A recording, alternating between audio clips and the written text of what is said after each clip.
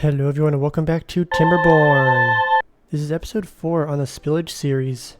In the last episode I had the epiphany that these bad tide drains could potentially inundate an entire colony, but now we have a bunch of dynamite that we've placed down, and so this is going to be able to divert the bad water over here, and then we have a continuation of the dynamite in this section, but we're also not even guaranteed for a bad tide to occur as the next event since it's only cycle 5. And I've gone through cycles 7 or 8 without having a bad tide, so we could still get lucky. There is also an unstable core that is going to explode in 4 days, and that is going to flood this entire section, and then it's going to divert and go underground.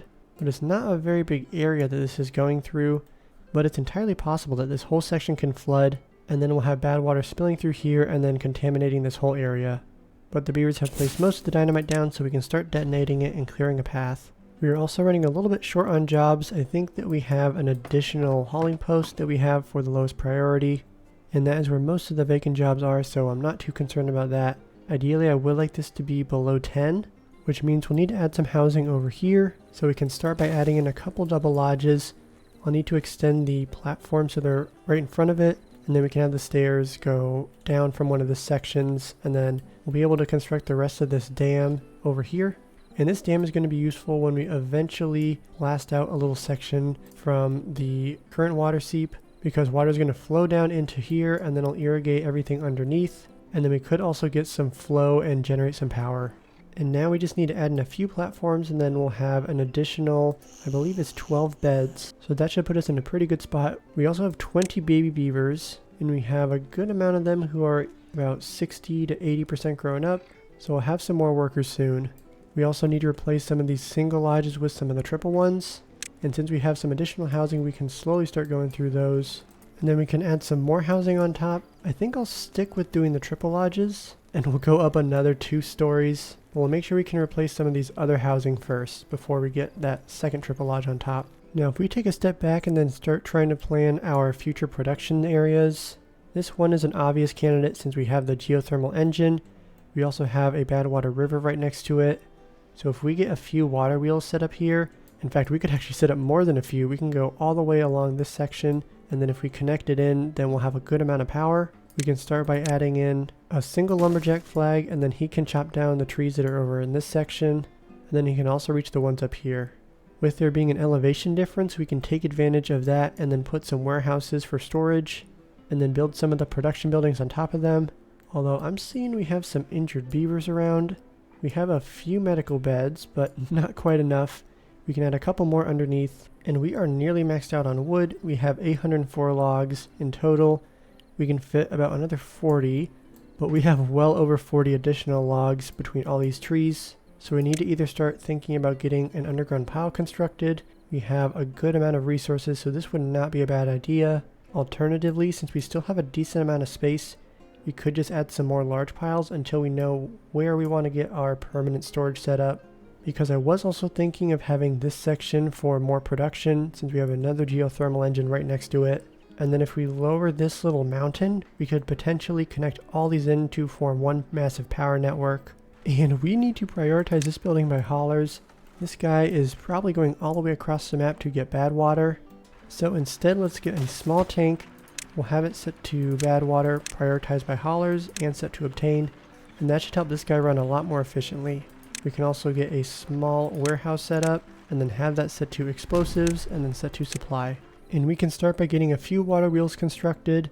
We're going to be planning ahead a little bit because we don't quite need additional power in the system yet, but if we want to scale up production we will need to have a future power source. And then we can also continue to remove some of these buildings. And then I was thinking we could do some of the triple lodges on top, but since we already have this level of platforms established, plus we have some of these double lodges, I think instead we're going to go with the single lodge, and we can squeeze 4 more in. And then if we want to get more houses, we can overhang them on top of these campfires. We'll just need to unlock the 3x1 overhangs, but we can hold off on that because I don't think we're going to be short on beavers for a while.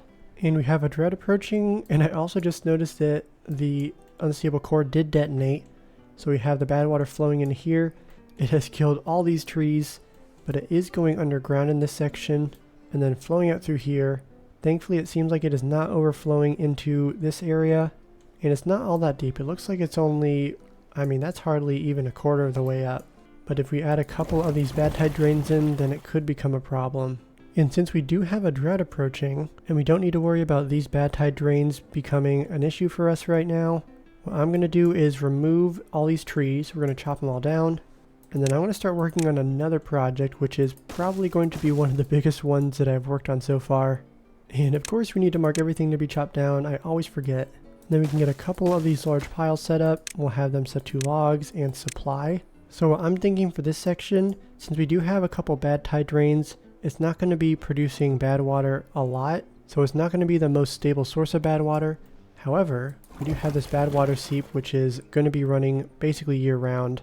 Obviously when a drought approaches, then this is going to run dry, but for most of the time it's going to be producing constant bad water. So I'm going to kill 2 birds with 1 stone.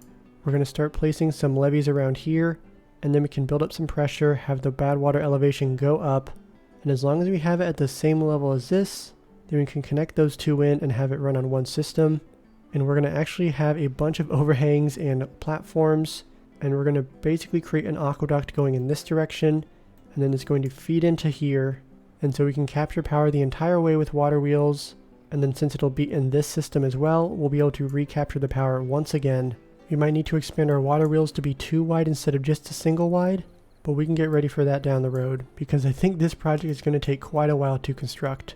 It's going to take a lot of metal blocks, a lot of logs and planks, plus a ton of beaver power and science. So we're starting with the easy stuff. We're getting the trees chopped down, and we just forgot to mark a few trees. Let's see how far this guy's range is. I know we can reach at least a few of these trees. Not quite all of them. So we'll need to move one of the lumberjack flags over here. We can start thinking about getting some storage set up. We have the large warehouse. That's 60 logs and 80 planks. Thankfully we're doing pretty good on wood. So we could go all along here, and then we'll just need to make sure that we can connect these storages in and get easy access to it from our district center. Now I'm not sure if I want to have them quite that close. Instead, if we move them over by 1, then we could actually shift these over as well.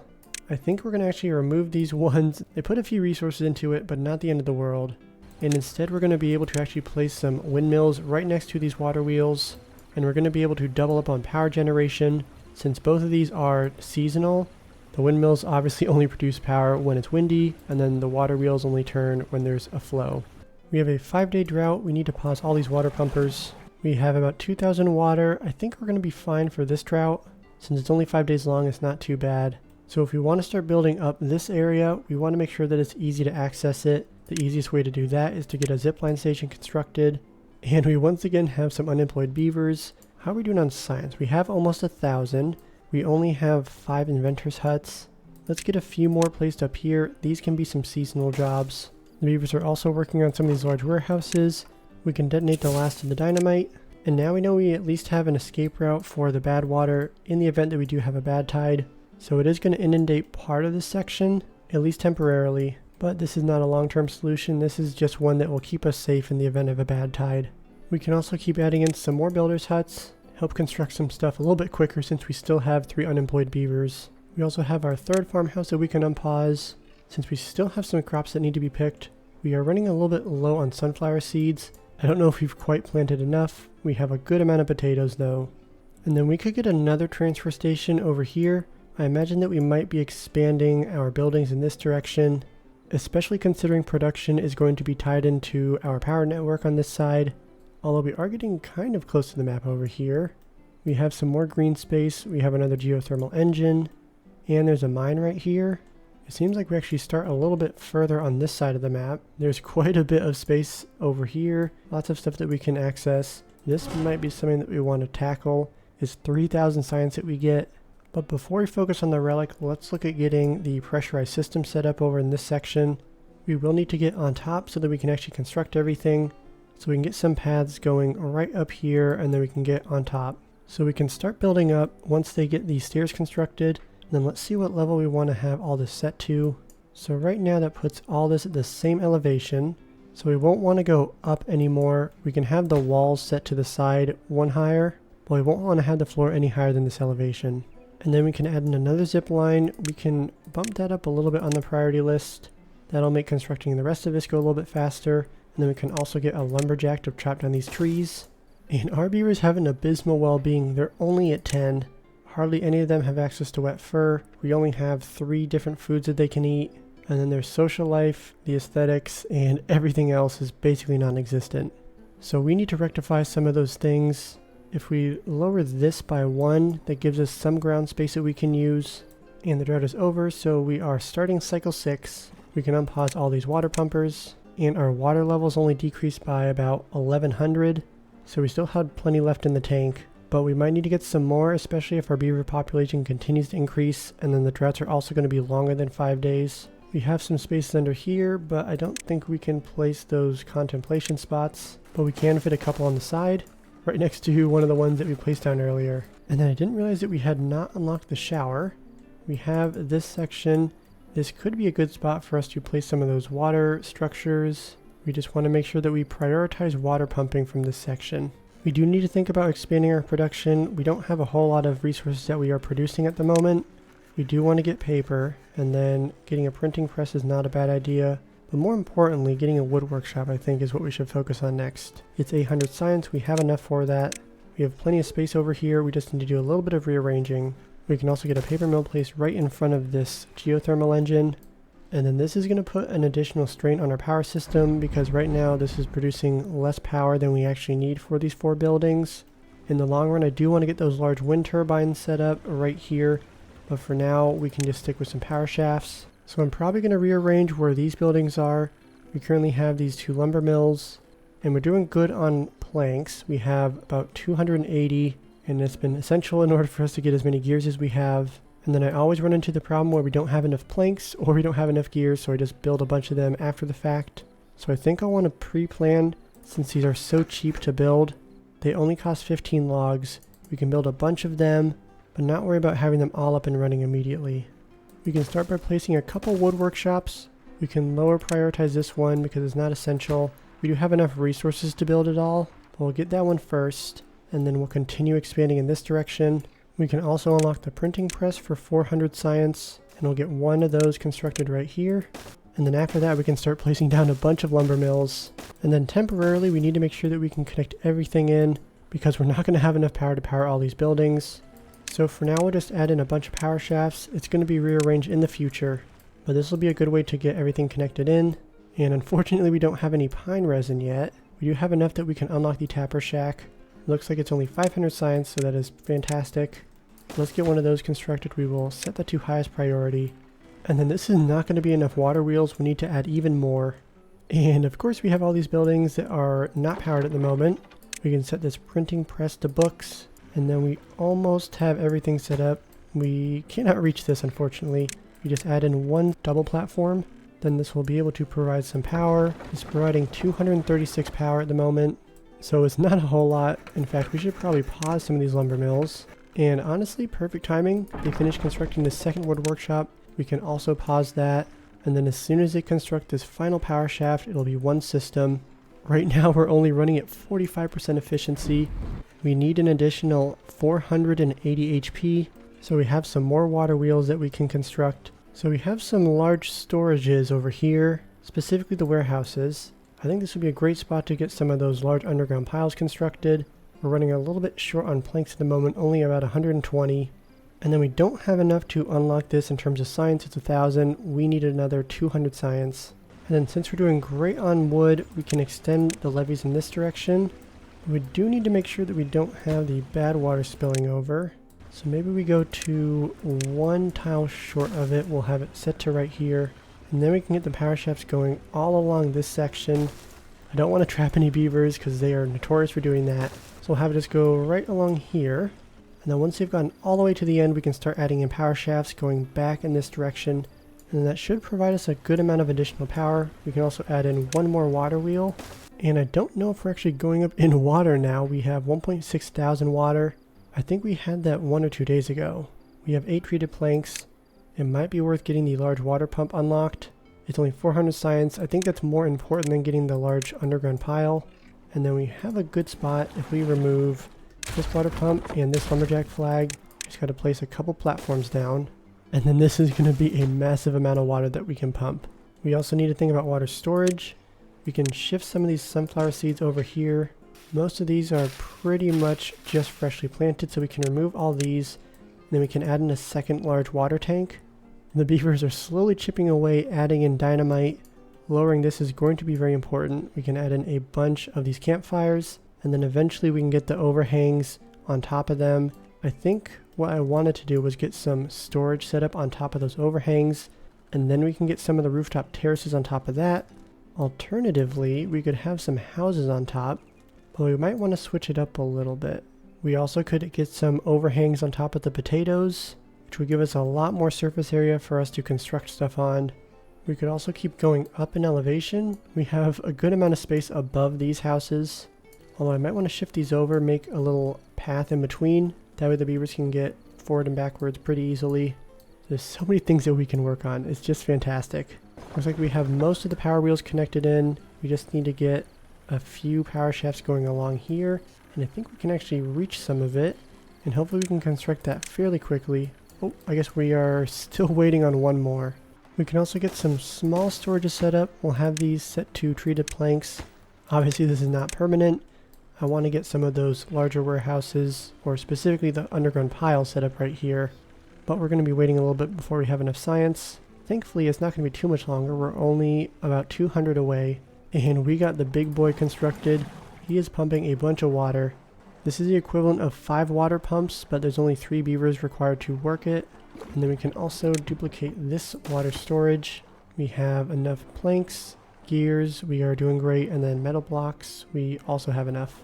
We have an unstable core detonating. Whoa, this is 3000 science.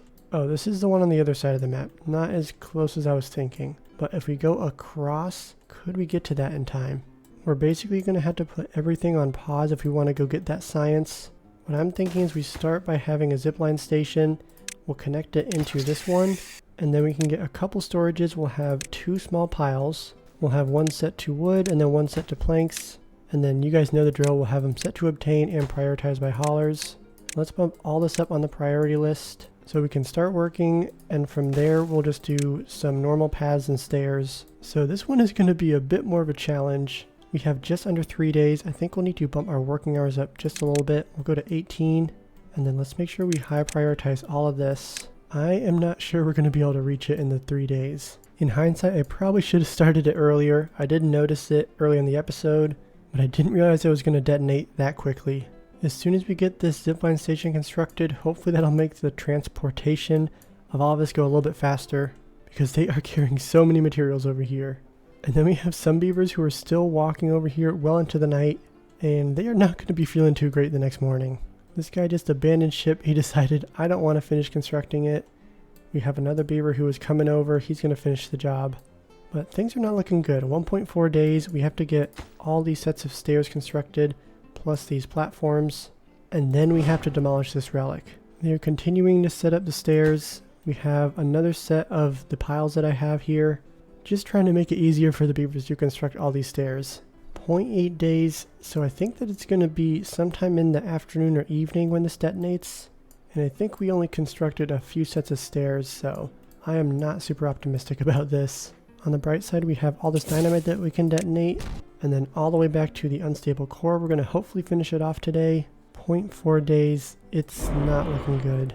If we had ziplines going all the way across, then maybe we could have done it, but having them walk this far just didn't really make sense. Alternatively, what I could have done, I think having this zipline station was good, but maybe if we set up a pylon over here and then a zipline station on here, that might have made it more feasible. But at this point, we don't even need to continue. And bye-bye to the relic. That's 3000 science that we missed out on. We do have access to this part of the map at this point. Looks like there is another unstable core. I don't know if there's anything we want to do with this. They strategically placed these thorns so that you can't block this off with levees. I guess technically you could go across here and then go from one side to the other. That might be good if you don't want to have any bad water spilling over here. It'll completely inundate this mine, and then if we go down, looks like it's not going to impact us too much. It'll provide some additional bad water flow, which could be good.